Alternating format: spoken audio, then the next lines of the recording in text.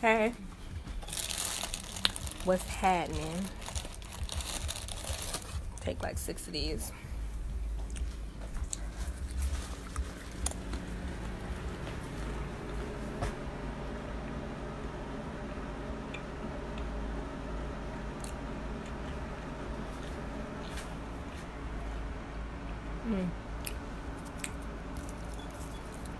Hey y'all, I'm eating and loving snack. Hey Ebony, what's up, Donna? Hey Shayla, hey Brittany. Just waiting for a few more people to get in here. But I make this, it must be good. Donna, you know I snack, so let's not even start with the shenanigans, okay? I'm putting my oven on 425 real quick.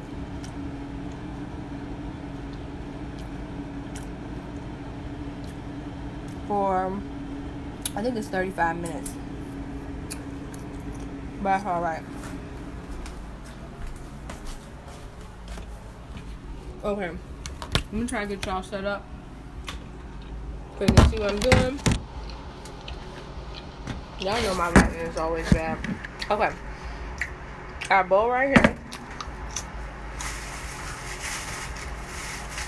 Oh, where is it? We are making our ribs with 2 main ingredients today, and that is, I know I look like what I've been through, but that's how you know my food is good, because I look like somebody auntie. I have the elbow fat, I got the bonnet, I got the house dress on. That mean I mean business. Okay, 2 main ingredients. Let me get the other ingredients I can show you right here. Okay, Vital wheat gluten and jackfruit. These 2 together will make our vegan ribs. Okay, Vital wheat gluten you get from Whole Foods. Jackfruit, guys, notice it says green jackfruit. That means it's not ripe. If you get ripe jackfruit, your ribs gonna taste like banana pudding. Okay, because once the jackfruit gets ripe, then it also will taste sweet, right? This jackfruit doesn't have any flavor to it, right? And so this is what we're adding this for, is it gives the flakiness, like pork. When you make ribs, it makes that flakiness type of thing, right? These 2 together make ribs. Okay, so really, really important to remember when you are working with Vital wheat gluten. You can do, so the Vital wheat gluten has to stay dry until you're ready to use it. So you can do a wet part or you can do a dry part, but you can't do them together until you're ready to use it. I don't know if I'm making sense, but I'm hoping that it will when it's all said and done. Okay, let me get my jackfruit so I can get ready to season it. Okay, so I got my jackfruit. Show you guys what it looks like. It looks like shredded pork or like shredded chicken for, you know, arroz con pollo. Let me show you guys. See what it looks like? I'm trying to hold it closer as best I can. It looks like shredded pork or shredded chicken. So 2 things that are really important when you're working with green jackfruit. You need to make sure that you put it in like a colander or a strainer and rinse it off. If you don't rinse it off, it comes out of a can and it's gonna taste like a can. Like how tuna tastes when you first like taste tuna and you don't do nothing to it. That's how the jackfruit will taste. It's in what's called a brine, which is like salt water. So it's gonna taste like the can. Super important that you rinse it off well. Don't be out here not rinsing off your jackfruit. That's not a good look for the culture. So since the jackfruit is wet and the wheat gluten is dry, we're going to work with our wet ingredients first. Okay, so what we're going to do is start seasoning this as if it were ribs. Okay, so I have like this seasoning. I don't know if you guys can see it. This lighting is so bad. Let me see if I can get you guys some better lighting. I don't know if that helped or not. Let me know if that helps. So we have our jackfruit here, and we have this meat rub seasoning. So I don't really know what it is, but it's like a collection of spices. So I'm going to season that a lot. I'm gonna put a lot of meat rub seasoning on it, okay? And then I bought this emerald rib rub. So I don't know, inside of the, is a glare from the sun? Yeah, I can't fix that. Okay, and this has salt, sugar, brown sugar, paprika, dried garlic, crushed red pepper, ground mustard, dried onion, dextrose, spices, chili powder, soybean oil, and natural flavor. Okay, is there a major difference between the taste of canned jackfruit and not canned jackfruit? If you're talking about jackfruit that is not ripe, no, the difference is very minimal. But when you have fresh jackfruit, one, it's more expensive, and two, it's a lot more work to like get it out and stuff. So that's a thing. Okay, so I'm shaking up my rib rub. Okay, and I'm gonna add that in here. And I know it seems like I'm adding a whole bunch, guys, but that's okay. We're about to make a whole rib slab, so I know it looks like a little bit, but just already imagine the rib slab in your mind. Okay, think about it. You got it? You got it? Okay, so imagine if this was a whole slab of ribs, you would need a whole bunch of seasoning, right?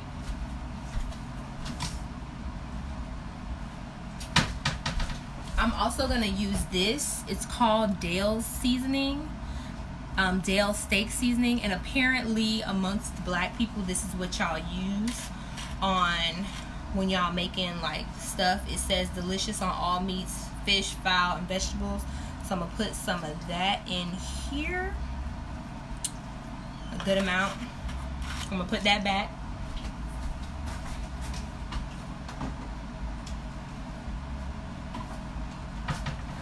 Okay, and I also always use onion powder and garlic powder. Even though there was some in the other stuff, I'm still gonna add some here. Okay, I'm doing this really quick, guys, because I need to get this good.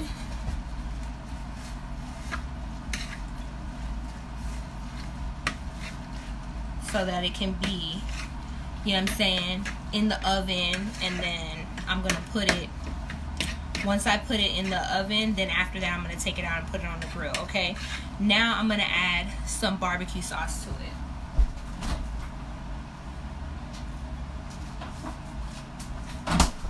Okay, some people would say that this is like a little blasphemous, but I'm about to mix. I have Cattleman's Carolina and I have Kansas City, but you can use any barbecue sauce that you like, whatever you like. And I'm using the Carolina sauce not only because I like Carolina sauce and I like how Carolina sauce mixes with the red sauce, but also because Carolina sauce has a lot of mustard in it, and so that's good. So I'm gonna add some barbecue sauce. This is the Kansas City barbecue sauce, and I got this from Aldi. It was like $1.79. I know black people, we love a Sweet Baby Ray. If you know what I'm saying, hard body fuck with Sweet Baby Ray like that, go ahead and add the Sweet Baby Ray. Don't even think about it, okay? Now I know some people also put like sugar on their ribs. I'm gonna use agave because agave is healthier for you. Agave is healthier for you. It's low glycemic. It enters your bloodstream at a slower pace and won't cause your blood sugar to spike. Okay, but if you have brown sugar, if you like brown sugar better, go ahead and add that. It'll be fine if you add that, okay? We're doing this really quick. Now, the next thing I'm going to add is a little bit of oil, because when you eat pork ribs, they're like really fatty. If you have coconut oil, this would be a great time to melt some coconut oil and put the coconut oil in there. But I don't. I just have regular oil, so I'm going to add regular oil.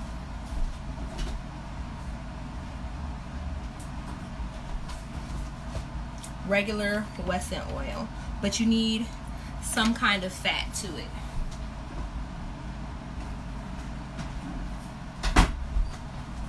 Okay, and so I'm gonna take the phone down so you guys can see what the batter for our ribs look like. Also, really quick, I want you guys to notice that I did not put any salt in. Excuse me, I'm sorry, I didn't put any salt in here, and the reason why I didn't put any salt in it is because a lot of the other things that I'm using has salt. Hey, Yanya. The meat rub has salt. This has salt. The barbecue sauces both have salt. So I don't want to overdo it with the salt. That's why I didn't put any salt in here yet. You guys feel me? You follow me? And I'm about to add another seasoning thing to it too.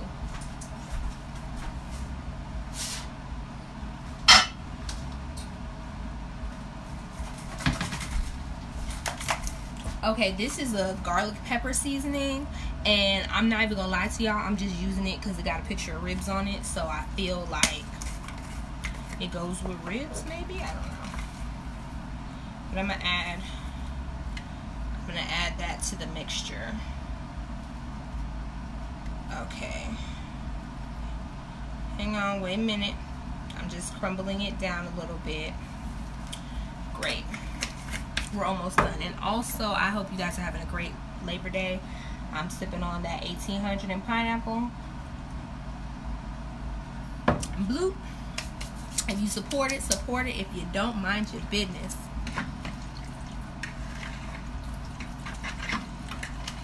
Okay, so let me show you guys exactly what it looks like. So this is what our mixture looks like, okay? It's really thick and moist. Now, if I was just making barbecue vegan pulled pork, then I would just put this in the oven and like spread it out on a cookie sheet.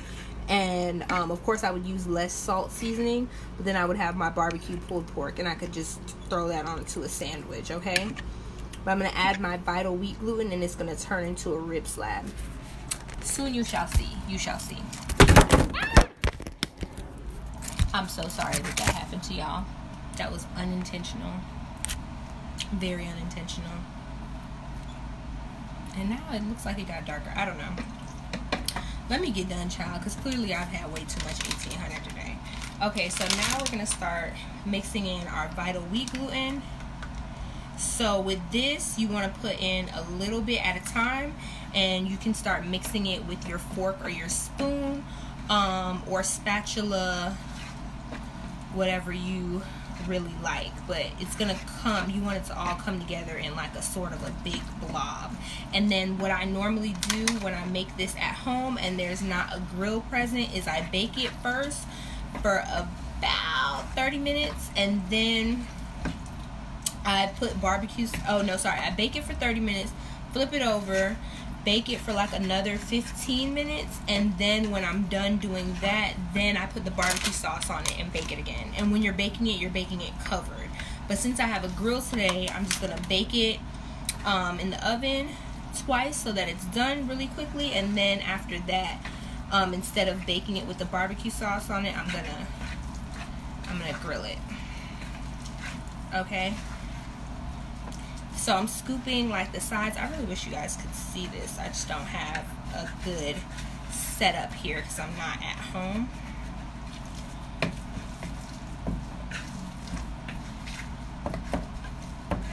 Okay. So I'm going to add some more.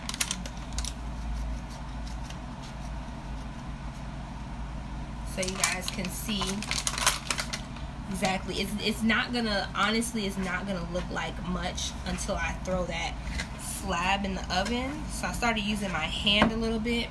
This will be good so you guys can see this.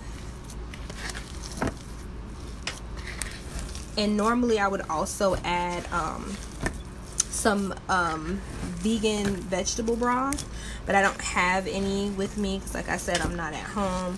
So I'm just trying to, you know, make the best of a situation while I'm here in Alabama. Okay. And so as you're making it, it should start to like get firm and kind of turn into like a dough. Mine is still a little bit mushy, so I'm gonna add some more Vital wheat gluten real quick like.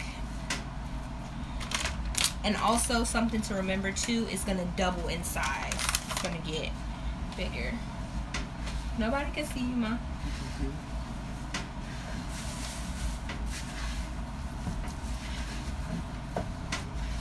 Alright, so think of this like bread. So I'm just kneading it, but I'm also like Let me show you guys. I'm kneading it, but I'm bringing it around the edges to get all the dry part, which is the wheat gluten, together.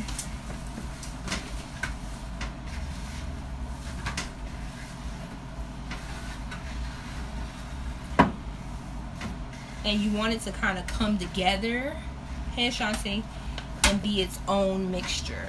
You don't want it to, so when you, I don't know how to explain it best. When you push it down, you want it to be like a bread dough. You want it to have that buoyancy, and like, that's the wrong use of buoyancy. I'm so sorry, guys. I'm from Florida and I'm in Alabama, so clearly.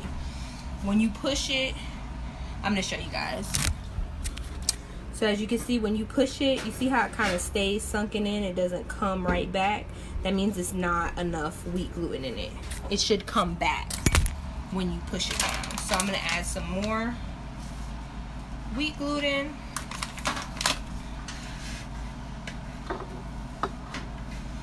And just knead it some more. Now it's starting, like, when I push it, it's starting to come back when I push it. This is great to take to like cookouts and stuff, because when you know what I'm saying, like you be going to different events and stuff, and you know you're the only person there who don't eat meat. You don't want to be tempted, you know. So I say, in my humble opinion, this is like the best way to not be tempted. Okay. So I think we are good. I'm going to get a little bit of oil and put the oil in the pan, and then I'm going to show you, we're going to shape it into a slab and then toss it in the oven.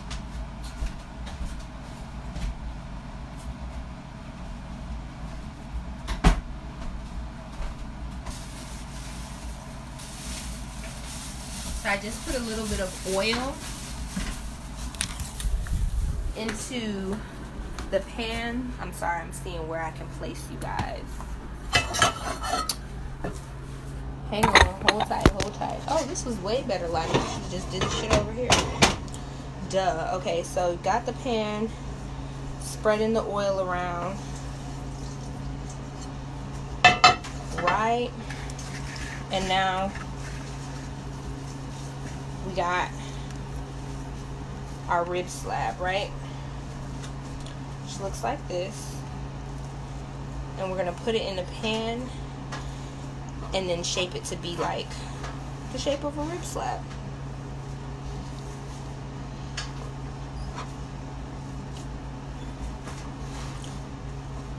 So I like to do one side kind of smaller a little bit.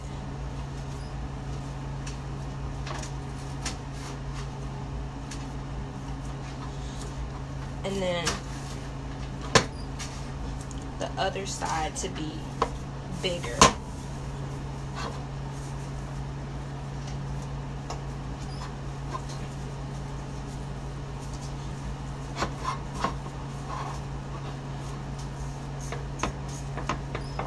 It's really, really easy. Hold on, I'm still shaping it. Give me a second, Linda.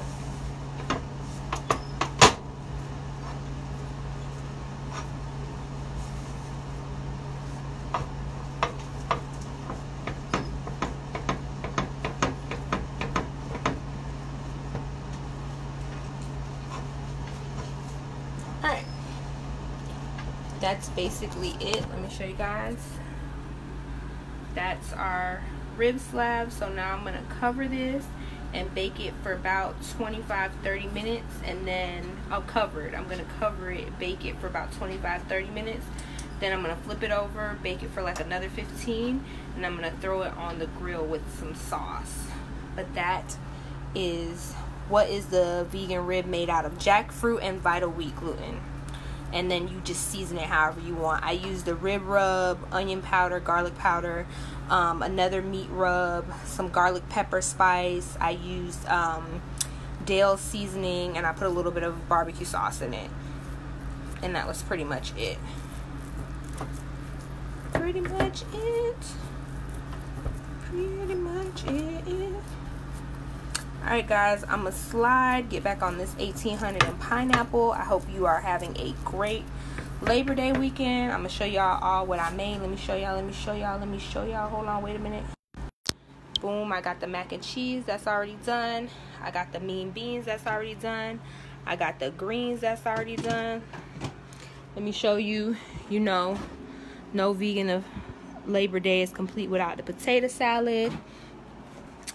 I got the shish kebabs. So, and I got my ribs that's about to go into the oven. I also got hot dogs. I can show you guys the burgers.